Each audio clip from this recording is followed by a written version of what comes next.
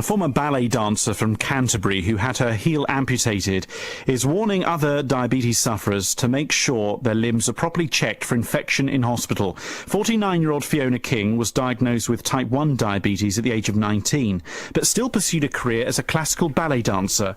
After contracting MRSA in her left foot, she had her heel removed and expects to lose her leg in the future. And Fiona is with me now to talk about her story. Fiona, good to have you with us. Thank you, Dominic.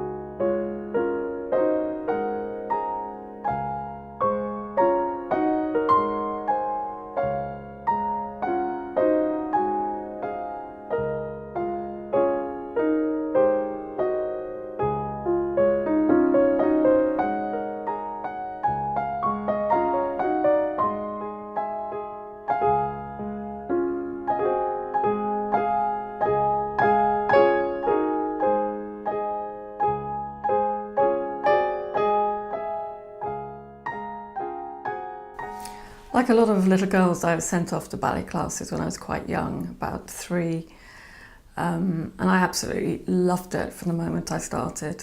And that's one of my favourite photos of me. I was about 7, I think, there.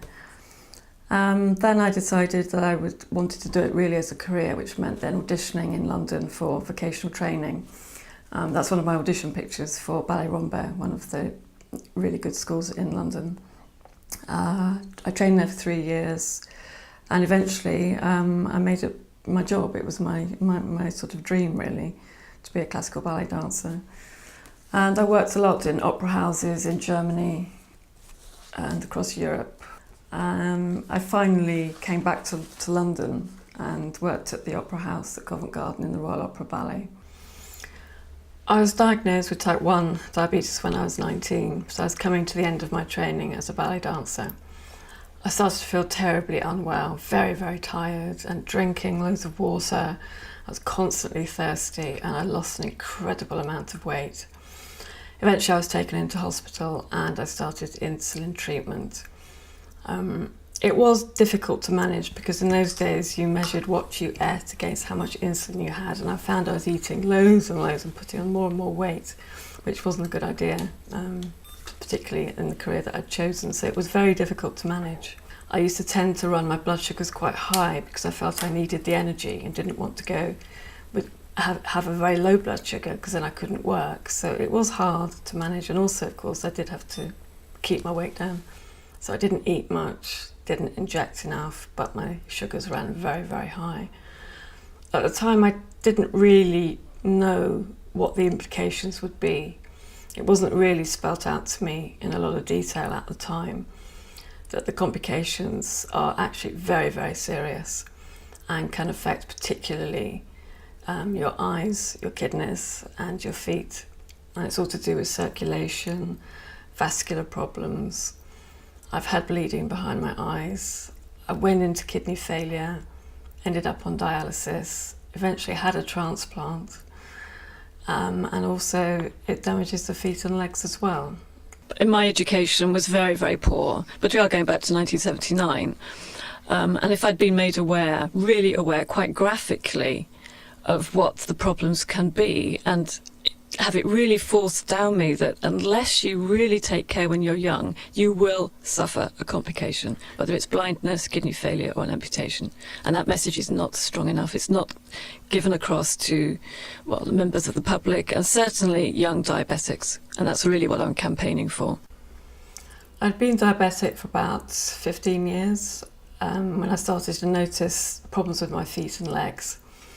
Started off with tingling, burning, excruciating pain, and then complete numbness. And I was told that it was diabetic neuropathy, which basically is nerve damage.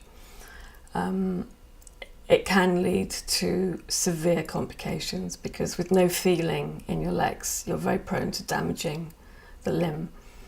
And this can then lead to infections. And I didn't realise at the time that diabetics are very prone to infections. What happened to you in hospital? Take us from going in to what happened next. Well, I went in basically because I had some hard skin on my heel. This is about this time last year. And during the removal of the hard skin, I got a hospital infection. And basically what happened was, over the period of about 6 weeks, I just watched my foot just disintegrate. And then eventually, after I had a lot of surgery and was in hospital for about 4 months. So since then, basically, I've been trying to get my mobility back.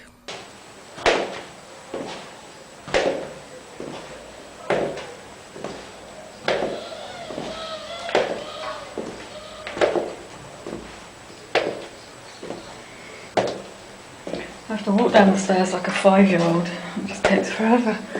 So when I came out of hospital after my operation to remove my heel, I decided that it might be quite a good idea to make a short film about my experience, and also as a way to monitor my progress. That's better. It feels really strange. You look more confident. Do I? Okay, I've just got back from surgical appliances with this insole thing, and been trying my shoes on, and the only shoe it fits in is that trainer that I tried on in the hospital. So it looks like I'm going to be in trainers for a little while.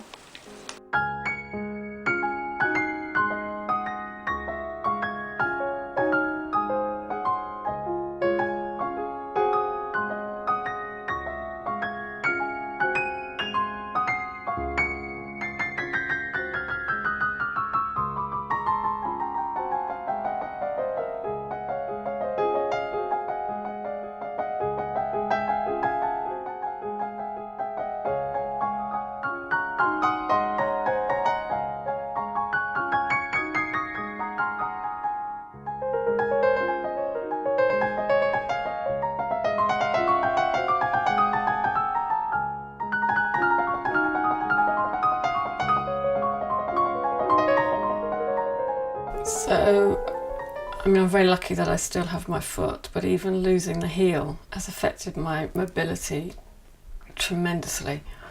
I find it obviously very difficult to balance. The balance is gone. Stairs are really difficult. Walking long distances, I can't do it anymore. I have to keep stopping.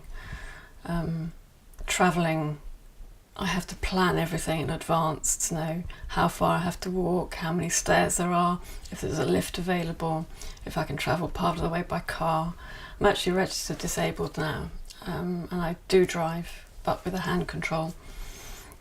Obviously things like exercise or running or anything like that are completely out of the question. So yeah, it's had quite a devastating effect on my life, and my life changed completely.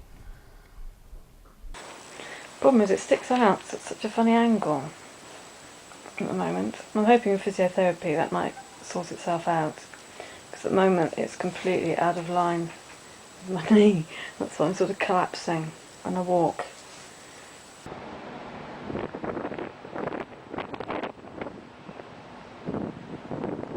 He suggested a brace on my foot, on my leg, to keep it in the right position to enable me to walk without it being such an effort. And it's something I'd have to wear forever under my trousers. So, and he suggested hiking boots. Because obviously what's happening at the moment is it's collapsing over like so. Yeah. Right, so that's what you're doing, you're turning right the way around. That's So right, that's hitting the outside of the shoe. Yeah. Right, that's why it feels like it's walking on it. Yeah. And that's just compressing up and dropping like so. But if we bring it into a neutral position there, Yeah. alright, and you notice I'm gripping the side, not the back. It feels really twisted. Yeah, well that's more in a neutral position. Right. Do you see? Yes, it's that's level what, with my knee. that's where we're going to be doing it. Yeah. Okay, Yeah. so I'll want a plaster cast like that.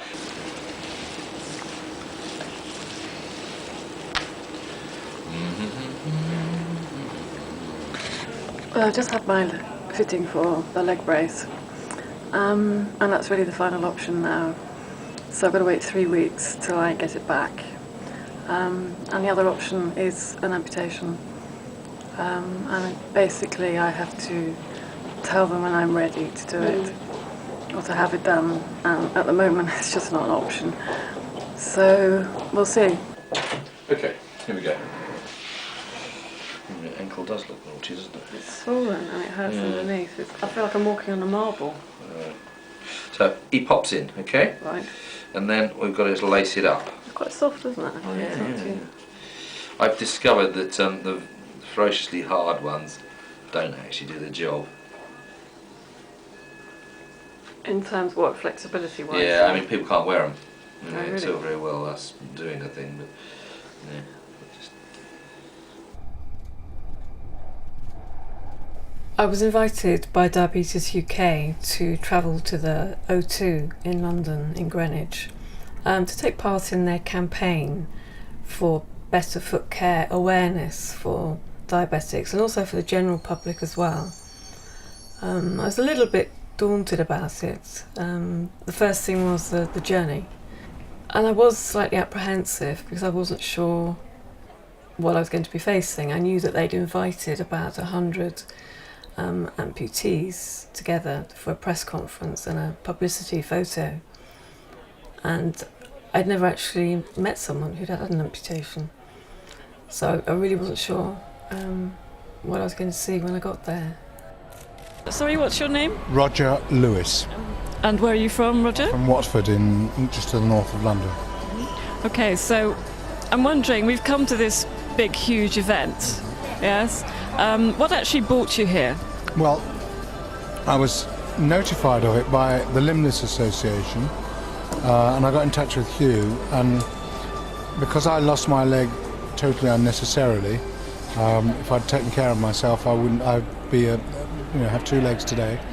I thought, well, if what I've gone through, which isn't pleasant, can stop somebody else from losing their leg, well, then that's good.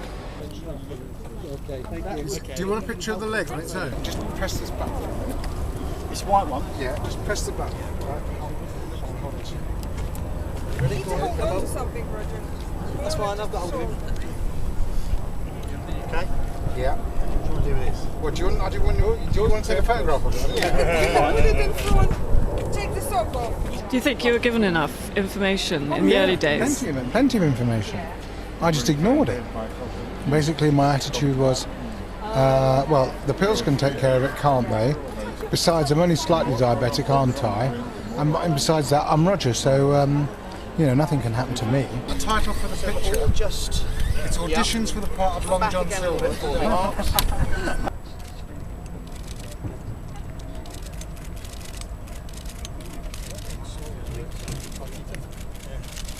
Yes, it is.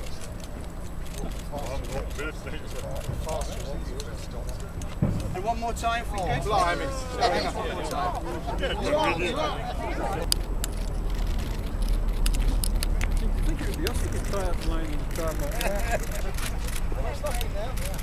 That's great, thank you. Roger, you mentioned that you didn't look after yourself. In what respect did you not look after yourself? I continued eating biscuits and chocolate and goodness knows what. I didn't do much exercise. I carried on smoking. I haven't smoked now for 5 years, but I did all those things. And my foot became ischemic, and the pain with an ischemic leg is incredible. I mean, it really is. Well, I've been told it's supposed to be one of the most agonising pains there is. So that was caused by lack of blood flow, was Lack it? of blood flow to the foot, and went in, had a couple of procedures tried, where they both failed. And they said you can either go home and die of gangrene or have your leg amputated. So it was a bit sort of. Well, nothing prepares you for it, does it? No. I just got back from the O2, and apart from being absolutely exhausted, it was quite a sort of moving experience in a way, because I met people in a similar situation to me and people in a much worse situation than me. For example, Roger, who was talking to me about losing his leg. And in some ways, we're quite similar You think you're infallible. I'm Roger, it will never happen to me. Well, I'm fit and healthy, it will never happen to me. But of course it did. And certainly if I'd known then, when I was first diagnosed, what I know now, I certainly would have looked after myself a lot better. I wouldn't be in the situation I'm in now. And the truth is that every single time your blood sugar rises, you are doing damage. And for the most part, it's irreversible damage. So I was quite shocked as well, seeing people without their limbs, and the fact that that could still happen to me was actually very frightening. So I sort of got lots of mixed feelings at the moment about it all. But the message clearly is, you won't get away with it if you don't look after yourself. Fiona, your campaign continues. We'd definitely like to hear about your film once it's made as well, and please do Thank come you. back to us. I know that the road, in terms of what's going on at the moment with your body, hasn't changed at all yet, and you've got other things that are potentially going to happen. But I really appreciate your time, Fiona, and telling us about your story. Yeah, it's a pleasure, Dominic. Thank you very much. It's Fiona King. You can visit our website, bbc.co.uk/Kent, for more stories of people in the county living with diabetes, what they do, like 17-year-old Gavin, who runs...